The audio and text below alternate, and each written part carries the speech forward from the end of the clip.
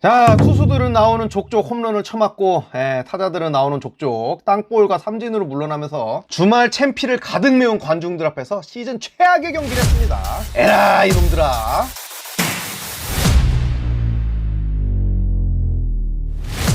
기아 타이거즈 선두수성에 빨간불이 켜졌습니다. 일전에도 다른 위기는 뎁스의 힘으로 극복할 수 있다.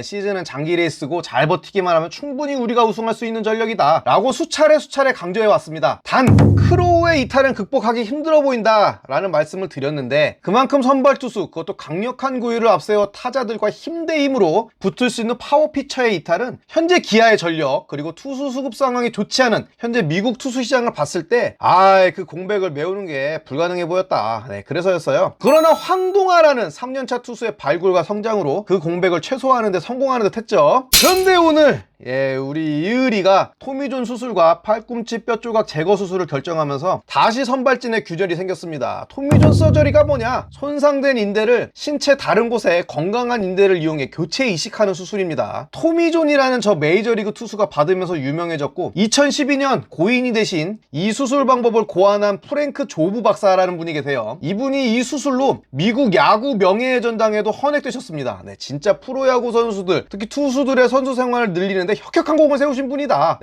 그럼 뼈조각 제거 수술은 뭐냐? 사실 이 팔꿈치 인대가 손상되는 원인이 몸속에 돌아다니는 뼈조각인 경우가 많아요. 빠른 공을 던지는 투수들은 강한 팔스윙을 만들기 위해서 힘을 모으는 동작에서 몸의 모든 관절을 꽈배기처럼 꼬았다가 한 번에 풀어주는, 사실 의학적으로는 절대 권장되지 않는 동작을 끊임없이 반복하게 되는데, 그 중에서도 이제 어깨와 팔꿈치가 가장 과부하가 많이 걸리죠. 이 꼬임 동작 때문에 팔꿈치 관절끼리 마찰이 꾸준히 발생하면 어떻게 되겠어요?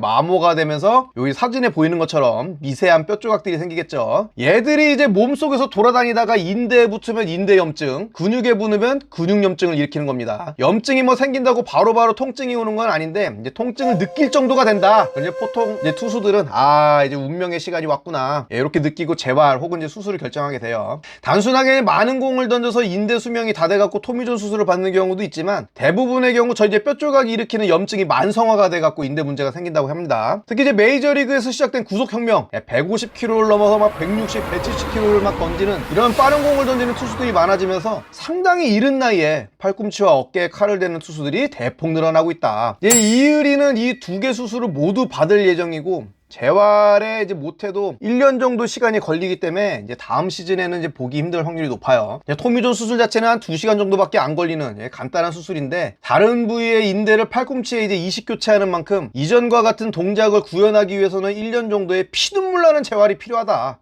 재활 여부에 따라서 이전보다 더 좋은 공을 던지는 투수들도 있어요. 구속이 늘어난다든지 그동안 안 잡히던 제구가 잡히는 그런 드문 경우도 있는데, 반대로 이제 재활에 실패하게 되면 선수 생명이 바로 끝나는 경우도 있습니다. 퍼포먼스가 굉장히 많이 떨어져 갖고 140, 150을 던지던 투수가 아무리 용을 써도 130밖에 나오지 않는, 구속이 저하가 된다거나 이제 몸의 밸런스가 깨져서 제구가 안 되는 그런 경우도 있기 때문에 재활에 정말 열정을 다해서 재활을 해야 된다. 이런 이야기가 이제 일반적입니다. 부디 이제 이의리가 건강하게 우리 곁으로 다시 돌아오길 바라고, 운동에는 이제 진심인 만큼 끔찍한 이 재활의 시간 잘 견디고 한층 더 성숙한 모습으로 컴백하리라 이렇게 믿습니다. 자, 이렇게 이제 이 크로우에 이어서 이제 이의리까지 장기 공백이 불가피해진 가운데, 우리 영철이 유정철의 난조는 이전과는 다르게 마냥 기아의 이번 시즌을 낙관할 수 없게 만드는 불안 요소가 됐죠. 이제는 한두 경기에서 안 좋은 모습은 투수가 한 시즌 치르다 보면 늘 겪을 수 있는 일시적인 난조다, 슬럼프다 라고 생각했지만, 5월 22일에 4이닝 3실점, 28일에 5이닝 5실점, 그리고 오늘은 2.1이닝에 4실점 3자체, 이건 단순한 난조가 아닐 수 있다라는 생각이 들었어요. 5월 22일에는 2루타 3방에 3루타 1방을 포함해 피안타 6개를 허용했고, 28일에는 홈런 3방을 맞았죠.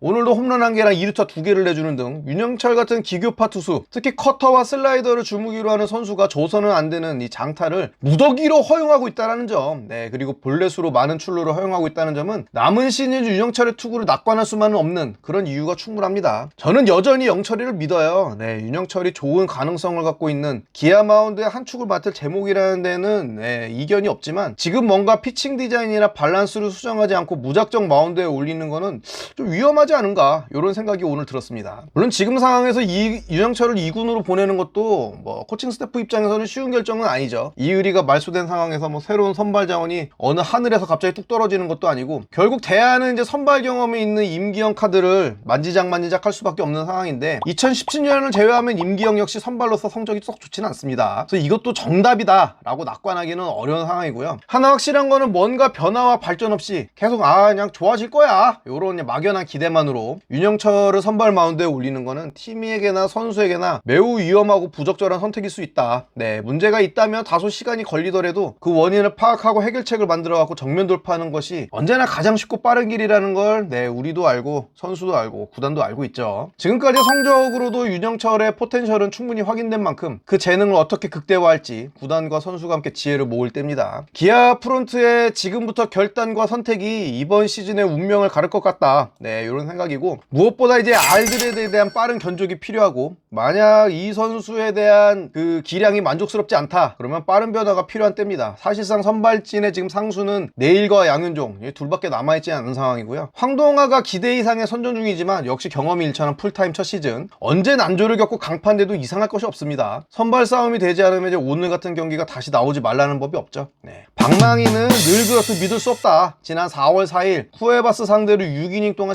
10개의 안타를 몰아치면서 5득점을 뽑아내며 승리를 안겨줬던 타선이 오늘은 7이닝 동안 꼴랑 2개의 안타 치면서 사실상 대전 추억이었어요. 상위권 경쟁팀인 LG와 삼성이 주말 시리즈에서 각각 두산과 하나에게 수입승을 거뒀죠. 이제 턱밑까지 추격을 허용한 가운데 선발 마운드의 동력을 상실한 기아가 어떻게 선두 자리를 수성할 수 있을지 걱정입니다. 시즌 시작 후에 거의 모든 경기를 라이브로 본 것 같은데 오늘 경기는 시즌 최악의 경기였다. 단순하게 1패를 해서가 아니라 당연히 마운드의 한 축을 맡아줄 것이라 생각했던 선발 카드 2장이 하루 만에 흔적도 없이 증발해버렸죠.